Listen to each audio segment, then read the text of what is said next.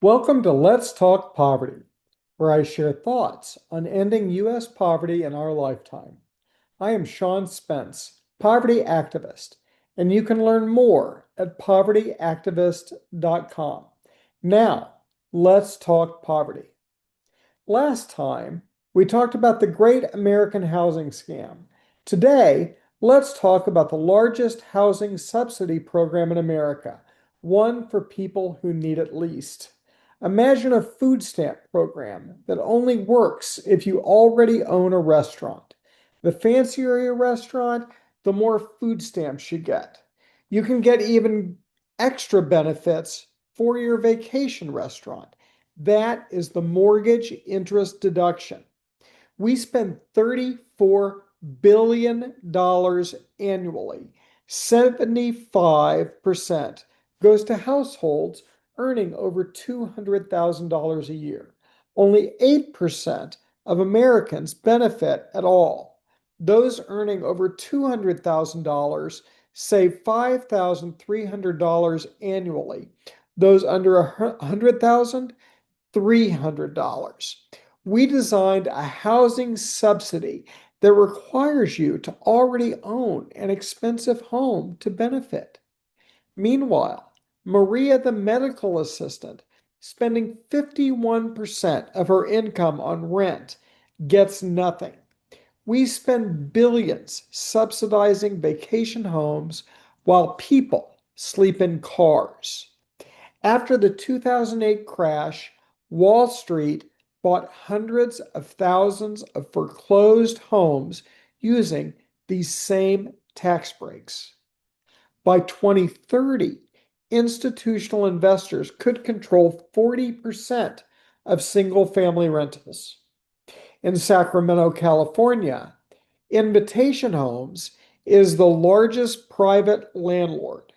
They target markets where housing is already unaffordable, and they make it worse. Corporate landlords increase fees by 40% and file for evictions more than small landlords. We gave them the tools, the tax breaks, then we act surprised. Meanwhile, Housing First programs reduce homelessness by 88% and save between $900 and, wait for it, $29,400 per person annually. Every dollar invested returns $1.44.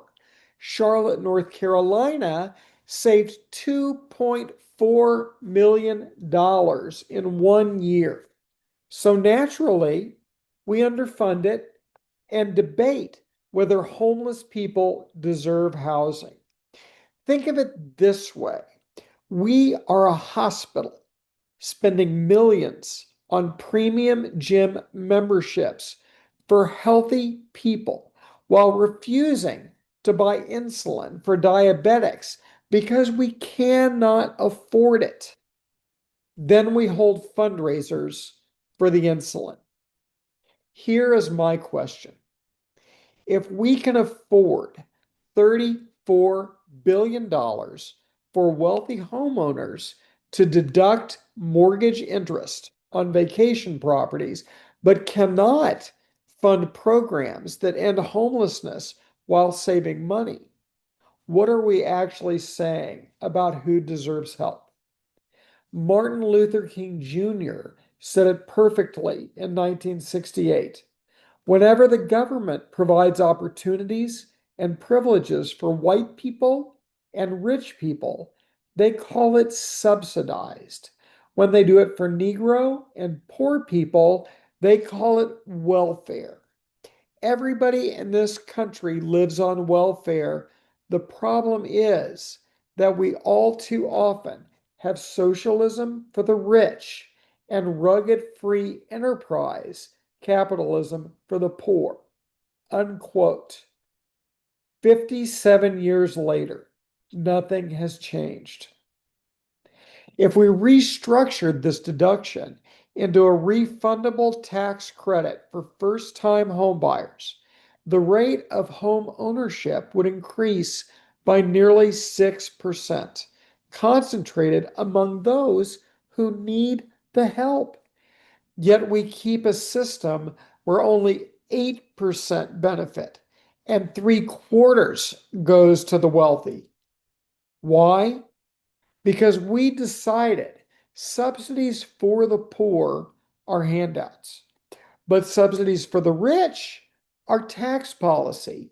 We tell struggling renters to work harder while subsidizing someone else's lake house.